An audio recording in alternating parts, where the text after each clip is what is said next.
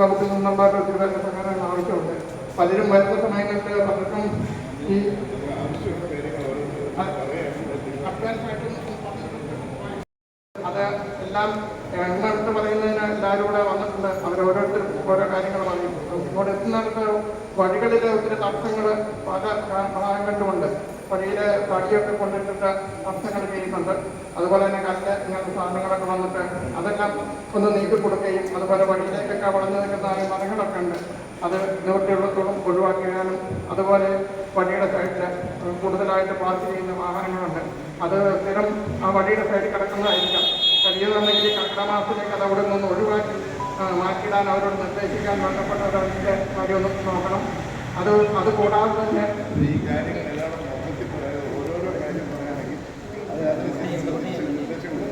തീരുമാനം കൂടുതൽ തടസ്സങ്ങളായിട്ട് വന്നിട്ടുള്ളതാണ്. എല്ലാ വഴിയുടെ സൈഡിൽ കൊള്ളാക്കി പഠിത്തരാൻ ഇങ്ങനെയുള്ള കാര്യങ്ങളൊക്കെ ഉണ്ട്. സന്തോഷം. അങ്ങനെയാണ് നമ്മളായിട്ട് ശനി ഞായർ ദിവസങ്ങളിൽ ഒരു 10-30 സെക്യൂരിറ്റിക്കാരെ വെക്കാറുണ്ട്. അതിന് ട്രാഫിക്കാണ് ഏറ്റവും പ്രശ്നം. രാമപുരം ക്ഷേത്രത്തിനെ സംബന്ധിച്ചിടത്തോളം ഒരു ഡിപ്പാർട്ട്മെൻറ്റിനോട് പറയാനുള്ളത് ട്രാഫിക്കിൻ്റെയാണ് ഏറ്റവും പ്രധാനപ്പെട്ട പ്രശ്നം. അപ്പോൾ അതിൽ ഈ തിരക്കുള്ള സമയത്ത് ഞങ്ങൾ വെക്കുന്ന സെക്യൂരിറ്റിയെ കൂടാതെ മാക്സിമം പോലീസ് സേനയിൽ നിന്നും മാക്സിമം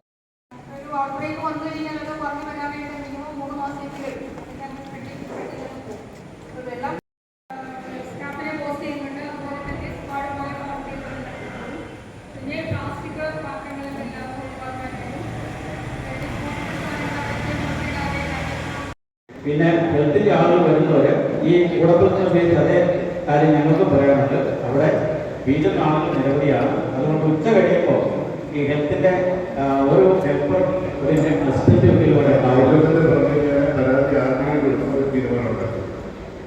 ഇവിടെ കൊടുത്തിട്ടുണ്ട് പരാതി.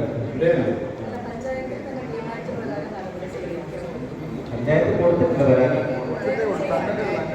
പഞ്ചായത്തിൽ പരാതി തന്നിട്ട് കഴിഞ്ഞ ആഴ്ചയല്ലേ അല്ലെ? എന്നാ പരാതി ഒരാഴ്ച നമ്മുടെ നോട്ടീസ് പോയിട്ടുണ്ടാവും.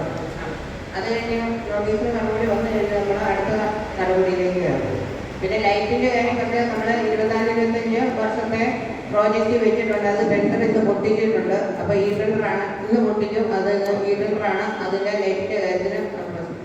കാരണം ആ വളവ് തിരിഞ്ഞ് വരുമ്പം ചിലപ്പോൾ ഇവിടുന്ന് തിരിച്ച് വൺ വേ ആണെങ്കിലും ചിലപ്പോൾ വണ്ടി തിരിച്ച് അങ്ങോട്ട് ചിലത് വന്നുകൊണ്ടിരിക്കും. അപ്പോൾ ഒത്തിരി അപകടങ്ങൾ ഉണ്ടാകാൻ സാധ്യതയുണ്ട്. അവിടെ മിക്കവാറും എനിക്ക് അനുഭവം ഉള്ളത് കൊണ്ടാണ് പറഞ്ഞത്. എരപ്പങ്കര ഭാഗത്ത് അമനകരയിൽ നിന്ന് എരപ്പങ്കരയിൽ പോകുന്ന വഴിക്ക് ഒരു വളവിൽ വണ്ടി ഓട്ടോറിക്ഷ പണിയോ കാര്യങ്ങളൊക്കെ ചെയ്യുന്ന വീടാണ്. അവരുടെ വണ്ടി സൈഡിലൊക്കെ ഇടുന്നുണ്ട്. അപ്പോൾ അത് കഴിയുന്നുണ്ടെങ്കിൽ അത് ആ കർക്കിടക മാസത്തിലെങ്കിലും ശകലം ഒതുക്കി മാറ്റിയിടാണ്ട് വേറെ എന്തെങ്കിലും സംവിധാനം ചെയ്യിക്കണം എന്നേ പറഞ്ഞുള്ളൂ. അല്ലെന്നുണ്ടെങ്കിൽ ആ ടേണിങ്ങിൽ വരുമ്പോൾ എന്തെങ്കിലും അപകടങ്ങൾ ഉണ്ടാകാം. അത് ഞാൻ ഇവിടെ ഒരു സൂചന പറഞ്ഞതേ ഉള്ളൂ. ഞങ്ങൾ പറയുന്ന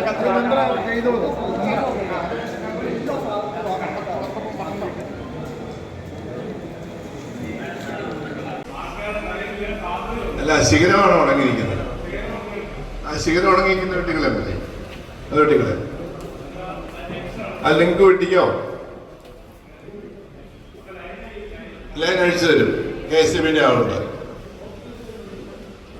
KSEB ലൈൻ അഴിച്ചു കൊടുക്കണം. അത് വെട്ടാൻ വേണ്ടി അത് നിങ്ങൾ വെട്ടിക്കുകയാണെങ്കിൽ പ്രശ്നമല്ല.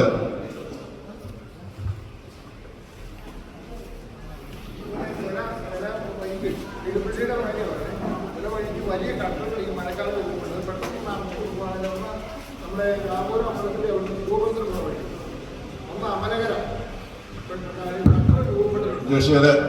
അത് എഴുതി തന്നാൽ മതി. നാളെ PWDയുടെ യോഗം വിളിച്ചിട്ടുണ്ട്. ആ യോഗം വിളിച്ചതിൻ്റെ അകത്ത് അത് അടിയന്തരമായി ചെയ്യിപ്പിക്കാൻ 15-ാം തീയതിക്ക് മുമ്പ് ചെയ്തിരിക്കും.